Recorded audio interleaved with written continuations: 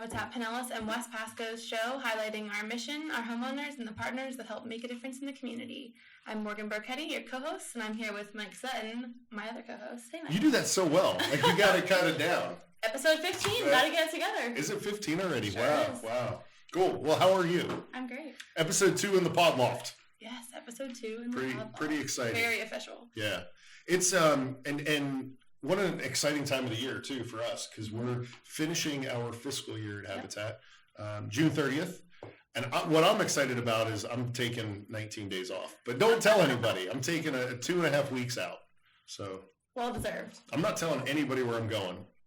But just that you're on vacation now. All of our thousands and thousands of subscribers know. Yes, please do not call me. Please do not even know. Out of office. Yeah. Everything will be forwarded over to Morgan. She'll handle everything. But it's important to take time off. Absolutely. You have to recharge. You have to, refresh yourself and get into a really good place, right? So, especially as that we mental break. End the year, our fiscal year. I mean, we have our 700th home coming up in August, so right around the corner. So it's definitely a well-deserved break. I'm excited to talk with Kevin a little bit later. He's one of our homeowners, and he's on our homeowner services committee, homeowner services team. And he talked a little bit about how Habitat kept going during the pandemic. It has been a crazy 2 years and a crazy fiscal year for us. We never stopped. Well, you think about if you back up to where we were a year ago, it was a pretty crazy time because there was so much uncertainty, right? So restaurants were closed, and you couldn't go out to eat. I think one of the biggest impacts that people had were the lack of interaction, right? So not being able to sit down and have a bite to eat with a friend or family or what have you, and then that whole Zoom thing. Yeah, all the virtual stuff that I feel like we're so tired of now, right? Yeah. So I don't know about you, but I jump on a Zoom meeting and I'm like ready to hit the end button, right? So I love that we've turned this corner and we're starting to do more things back in person again, because there's just something about that in-person interaction. It's a little bit different. It's important. So the 700th home, you mentioned that a second ago. Yeah. So we are doing a huge campaign right now to get people involved with that. So not only are there volunteer opportunities to come out and swing a hammer or lay sod or paint or something like that, there's the ability to be a sponsor on the house. So if anyone's ever felt this desire to sponsor a Habitat home, you can participate on this house with a $700 donation. It's pretty awesome. It's a great way to get involved if you're already involved with us, maybe at a shopping level. Maybe you're coming to the restore a lot, or maybe you've volunteered and you can't wait to get back on site and you want to give a little bit more. This is the time to do it. Our 700th homeowner partners, the Sakers family, Aurora and her daughter, have been awesome to work with, and I'm so excited to see them get their keys in August. So you'll be supporting. August 30th. Yep. Nice, cool weather. I was thinking about this the other day. We're really bad at planning out our big milestone dedications. June. They're always in the middle of the summer, and I don't know what that's about. Well, but we'll work around it. It's okay. Yeah. But we're going to be in Pinellas Park and Teller Estates, which is also really exciting. Yeah. Big subdivision that we've had under construction for the last 2 years, and we will be celebrating on August 30th with the community. Great opportunity to see our mission in action. So we'll be continuing to share that information on all of our social media channels over the next few weeks. Yeah, next 2 months. So let's talk to Kevin. So Kevin Dorsey, as we mentioned earlier, Habitat homeowner of 5 months. He also is a Habitat employee. Yeah. He impressed us so much throughout the program and gelled so well with our staff that we said, hey, Kevin, why don't you come work for us? He is able to share the mission of Habitat in such a passionate way that we hired him to be a recruiter for homeowner candidates. Right. And who better to kind of explain the program and tell you the benefits and the challenges and also the exciting opportunity than the Habitat homeowner. So he's really awesome, and I can't wait to chat more with him. Awesome. Let's do it. Kevin, thank you for being with us today. Thank you. We're excited to have you on as not only a Habitat employee, but you're also a Habitat homeowner. Yes, I am. Both of which are recently new. Yes. Right? Yes. So tell us a little bit about kind of your background, where'd you grow up, where you from, and all that good stuff. Yeah. I raised up here in Largo, Florida. living in Mont Terrace. I don't know if you know about Martin Terrace. Yeah. But I was raised there on the 2nd Street with my mom. Okay. My dad was incarcerated most of my life. Okay. Just a little about me. I have a brother, older sister. I went to Seminole High School, graduated there from 2002. Then I went to college in Mississippi. Okay. On a football scholarship, but what school did you go to? Southwest Mississippi. Okay. It was a community college that I had opportunity. In high school, I used to struggle a little bit. Yeah. My mom was in a lot of domestic. Okay. So I ended up moving with my grandmother. Okay. The one that did the dedication at. Yeah. She was amazing. The dedication. That's who pretty much raised me and my brother and sister. Blessed opportunity to go to college. Yeah. Went there, but you first go, you didn't have the mindset that goes. Yeah. Right. I didn't have them initially. Yeah. So I came home. Yeah. And we just let a lot of time just waste. Yeah. And just go by. So that's why I coach now. I coach high school football, little league football. I'm a head coach for a track club. Wow. I'm a youth minister as well at Judah First Christian Ministries. Just because I want to see people do different than I did. Yeah. And I'm just blessed to be where I'm at today. Yeah. I'm really blessed. Like I said, I went to college in Mississippi and didn't finish. So later on, as I got older, I knew I needed some type of path for my life. Yeah. So I decided to go back, and I had an opportunity to go to California. Okay. To play football again, because wow. that was really my path to education, to be honest. Yeah. And I finished. I actually got my AA degree there. Good for you. But then came home and had to get my AA at SPC because the qualifications in California and Florida was too different. I thought I was going to come here and finish my bachelor's, but came to find out you had to do different requirements. But I finished. I got my associates here as well. Did some telemarketing. Okay. That was cool just to work, make some money. Also went to CompuLink and was an engineer tech. Yeah. That's where I was before here. Yeah. I was an engineer tech and had the blessed opportunity from you and Jack to be now part of Habitat. That's so awesome. now I'm here. Yeah. So let's back up to when you went off to school, right? Okay. So I'm a firm believer that unfortunately I think our school systems don't set us up for that transition. Right? So I often think back to when I went to school. I was blessed that in some roundabout way that I stayed home to go to school. So I did my AA at HCC before I transferred over to USF. Okay. If I went off to school, I don't think I probably would have been able to finish, right? Because there's really not. I mean, you're just jumping right into. You go from living at home and maybe having some structure, to all of a sudden just being thrown out into the real world, right? That's it. So was that? I mean, what was that like coming back home? Did you feel defeated? Yes. Yeah. I did, and I procrastinated. Yeah. I kept saying, "Oh, I'm gonna go back. I'm gonna go back," but you get in your comfort zone, and that can be dangerous. Sure. Right. Being where you're from, everyone know you. You got comfortable back being home and hanging out with your friends and stuff becomes the priority as opposed to back into the old routine. So, like you said, just the preparation and the understanding to know when you go to school, the journey and the goals that you may have before you leave is very important. So, first generation college grad. Yes, I am. Congrats, man. I actually am. When you make me think about that, that's I am. Awesome. Good for homeowner you. as well. Awesome. That first homeowner in the family. Yes. Well, as in like my siblings, and cousins, sure. and stuff like that. Yes. Good for you, man. That's awesome. So Congrats. That's truly a blessing. Yeah. You just made me think about that. Hey. That's a big thing, right? I mean, I think a lot of times, we take for granted the kind of those opportunities that are in front of us. It's just kind of like, the circle I was around in school, it was just kind of a given. You went off to college, right? And there was almost a stigma associated with not going to college, which is unfortunate because there's a lot of people out there that would do better doing a trade or something like that. But I often say that my biggest accomplishment was getting my college degree because no one else in my family had gotten one, and I think that's important. Yes, so congratulations to you, man. That's awesome. Thank you very much. So you have a couple little ones at home. Yes. So do you share stories with them about like going off to play football and the college thing and it's less about sports. Really? Yeah. I really want them to focus education wise because I realized later on that the sport's going to be there. Yeah. But once you handle your academics, your grades, I'm strict on that. That's very important for me, for them. So I rarely speak on sports they play, course, I coach, but yeah, it's just more about using the sports correlation to life. Sure, like sure. Finishing on the track or finishing on the field. You have to also finish and have goals in life. Sure, sure. So I just kind of use both of those and relate them together. But other than that, it's mostly for my kids, education. They must have that. Good, good. Very important. So how were you guys introduced to Habitat?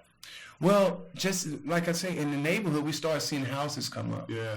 But then there was that negative stigma about what Habitat was doing, buying up the property of the neighborhood and kicking people out of their house. That was the stigma until I learned more about it. Yeah. And that's when we applied. Yeah. And we got denied the first time. Oh. Yeah, we got denied the first time, but I'm the type of person we can't quit. Yeah. It was a debt to income. We had 2 car payments, and one was pretty high. It was from my wife. You know, she had to get the high one. Yeah. We'll edit that part out so she doesn't say, "Hey, don't be throwing me under the bus." Yeah, do that. But that was the problem initially, and then she got in an accident. A guy ran the stop sign, hit her, totaled the car. 2 to 3 months later, we was like, "Hey, let's try to apply again." I think it may have been longer than that, maybe 6 months. Let's try again. And lo and behold, we sat down with Jack. He went over it with everything, and we was accepted. That's awesome. I mean, from the time I sat there in that chair with Jack, I changed. It like changed the way I looked at things. Like, man, this can happen. I can have a house for my kids. Yeah. So my mentality and everything that we started to do from that point forward started to change financially and just overall in our lives. Yeah. We just changed. So that was a pretty cool experience as well. Wow. So, and you grew up in the neighborhood in which we built your home. Yes. Right? Yeah. So what's that like? I mean, kind of setting down roots in a community that you grew up in, and now your kids will grow up there. You know, it's a blessing. Yeah. You know, because my brother actually lives in the next quarter-sack over from me. That's crazy. Yeah. And that was not even part of Habitat. It was a part of the whole other contractor. But it just so happened and that's like my best friend besides my wife, you know. So that was pretty cool for us to raise our kids where we was raised, you know. So it's been pretty cool. It's been pretty cool. Built-in babysitter too, right? Yeah. No? No? You know, my grandmother's more for that. Okay. Yeah, and that's right around the corner as well. She has a daycare. Okay. So she's still doing her thing. She has a daycare. So if we have any child needs, you know, we can take it to her. So how long did it take you to get through the program? About 10 months. 10 months? About 10, 11 months. Okay. And that was another thing. It was a blessed opportunity from you guys to continue doing the COVID. You could have easily shut down and say, hey, you know what?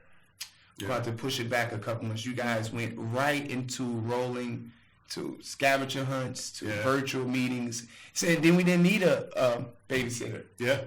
We didn't need one then because, put their favorite TV show on, some snacks, go in the room, and me and mom has to take care of business. They understood that. And that really, so I wanted to tell you guys, thank you. Yeah. I know I work with you now, but that I know it mean the world to us. Well, affordable housing doesn't stop because COVID hit, right? Yeah. So I mean, the need it was still there. Yeah.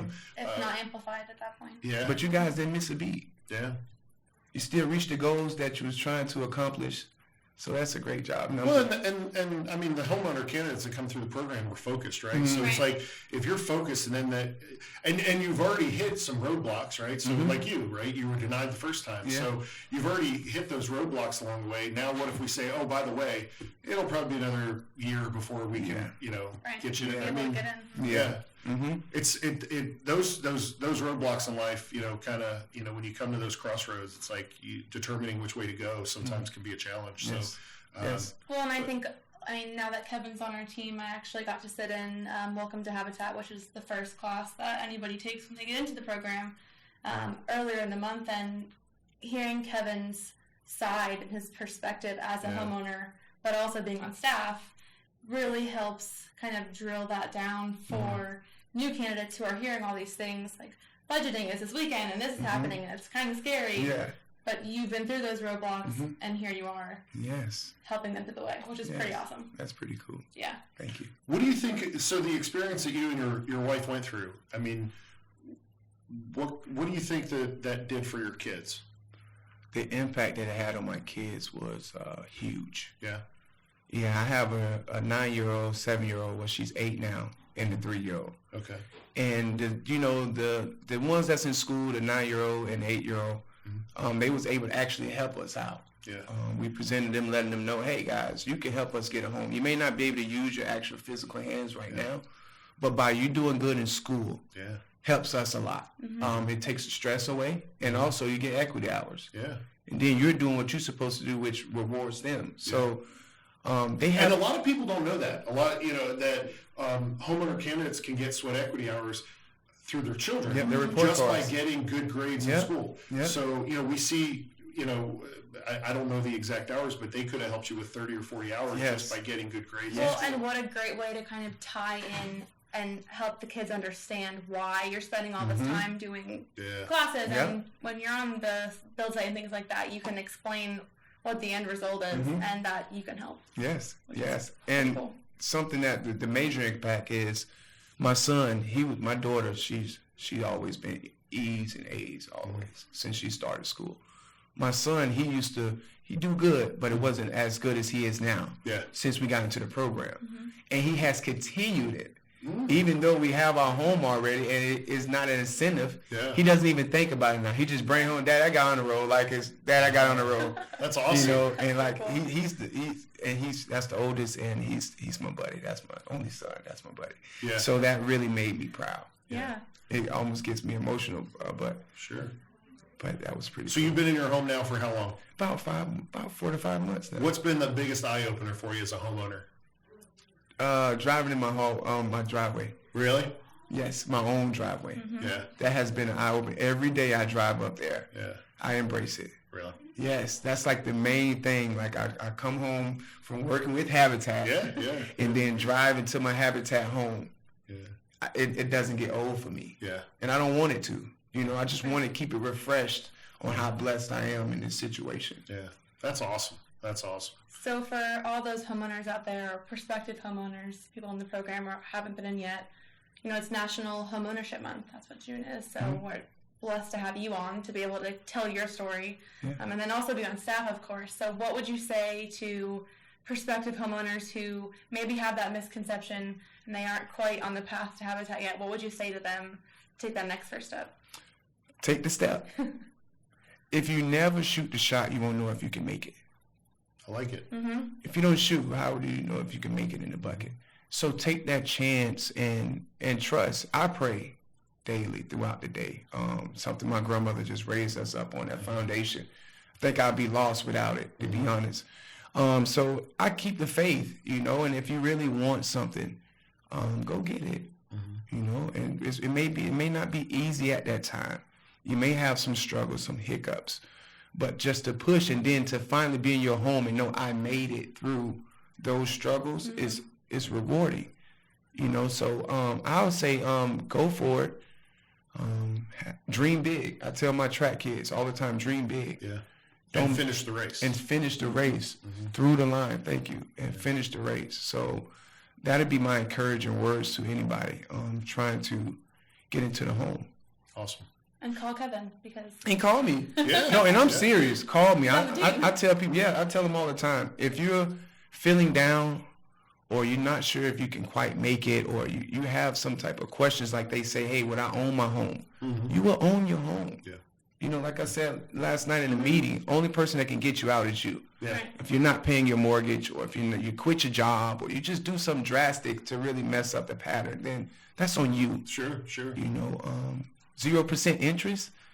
Come on, man. Doesn't get it. Come on, seriously, I'm a part of the team now, but I still feel like a homeowner at times that I speak like I'm speaking at Habitat, but I'm part of Habitat, so it's kind of confuses me sometimes. Sure. We did a closing early this morning, and every time I do a closing with a family, I'm always like, I kind of stumble through that piece, like your zero interest mortgage payment, because it is. It's one of those. It's never going to change. It's never going to change. You always know what you're going to have to pay each month, and every single penny that you pay each month is going towards your principal. And that's awesome. Yeah. So as we wrap up, tell us what home means to you. Home means to me empowerment, especially, and not just any home, a Habitat home.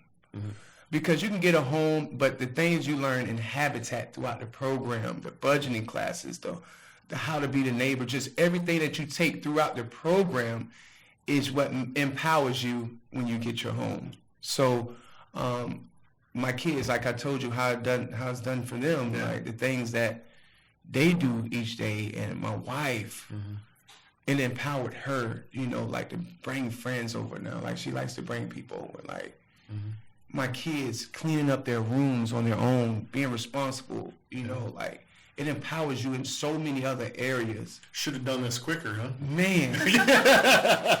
But it's right on time. Yeah. You know what I'm saying? Yeah. Like things happen in mysterious ways, and this is like at the perfect timing. Yeah. So yeah, it's empowering. And then my son was writing home down, and he had put having outstanding moments / memories every day for home, standing for home. I'm like, what are you doing? Because I asked him what home stands for you.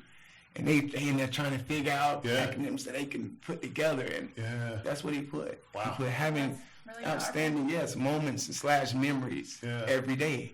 Wow. And I'm like, wow, son, that is home. Yeah. Where you go and you have, whether they're good, outstanding moments, sometimes they may be bad. But still, that's in your home. So, that's awesome. Well, we're proud of you. We're excited for you. I mean, obviously, this is a new foundation you're laying for your family, and we know you guys are going to be successful. We know you're going to do great work for Habitat. I mean, the reason we hired you was to share your passion, like you just did, for home ownership out in the community. Because we know, as you mentioned earlier, there's a lot of misconceptions, and once we're able to kind of get past all those with folks, they see the opportunities at Habitat. And that's what I really want to do. That's why I want to be part of Mission. When Jack called me, I enjoyed that in engineer tech job. It was okay, but it was a job. Yeah. Like I see this more than a job. So when he called me, I didn't even ask. I didn't know how much I was going to get paid. I told him yes. Yeah. I told him yes because I know how I feel, and I would love to be part to make someone else feel that way. Well, we appreciate you working for free. Yeah. And thank you, sir. Thank you. Yeah, because I didn't care. I really didn't, man. Like what you guys did for me and my family and many other families, it's great, man. Like it's life changing. It really is, and it's a blessing to be a part of it. Well, you and your wife and your kids worked hard for it, so we're so proud of you. Thank you for taking some time out of your busy day to visit with us, and keep sharing the message out there. We appreciate it. Thank you. Awesome. Thank you guys very much. Kevin. He's so awesome to talk to. That energy is just. It's tangible. I mean, I think the pod loft is on fire right now just with all the Habitat excitement. It's well, cool. Just his background is neat because he talks a lot about everything you have to persevere through to get to a place in life, right? Yeah. And so, although he didn't go into great detail around it, just knowing, he grew up in a household where his father wasn't present.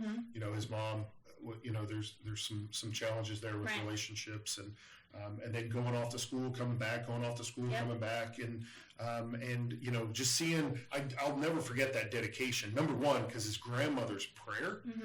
I mean, I don't care what your religion is. You felt so powerful. You felt something that day, and just meeting his wife and his kids and his family and friends that were out there to support him. They're just great people. So awesome. And I always like to say that every Habitat homeowner comes from a different walk of life, right? Oh, yeah, and they absolutely. all have their own unique stories and challenges and things that they've gone through in life. And so that kind of gave us a little bit of a glimpse of what Kevin Dorsey's been through. So yeah, and I think it's awesome to hear getting defeated but getting back up multiple times. It happens, like you said, everybody has a different backstory. It happens to everybody. But being able to pick yourself back up and move forward and continue your path, it's pretty awesome. Yeah, pretty cool. Pretty cool. So we have some other guests coming up in the next couple of weeks. I think we have Jason Clement, who's a former board chair here at Habitat, and been involved with a long time. He was on the hiring committee that hired me, so we'll get into that with him. And then who else we have coming up? Brandon Brayboy. Yeah, Brandon, our incoming board chairman. We're excited to talk to him as well. So you can catch all of our previous podcasts on our website, on our YouTube channel, on our Facebook page. And all future ones will be live on our YouTube and our Facebook page as well. Yeah. We invite you to tune in and always check out the website, habitatpwp.org. Check out the calendar, see what's coming up. So not only do we have the 700th home, we also have a lot of other home dedications coming up across the service area. So we invite you to come out, and if you haven't been to a dedication, come out. Yeah. 20 minutes of your day. And volunteers are back. You want to come volunteer? Come swing a hammer with us. We will. We'll put you to work. We need hundreds of volunteers over the next few months. Yep. Right in the middle of summer, nice and cool for you. So we'll provide water. Yeah, you're in Florida. Come help us out. So awesome. Well, Morgan, it's always fun.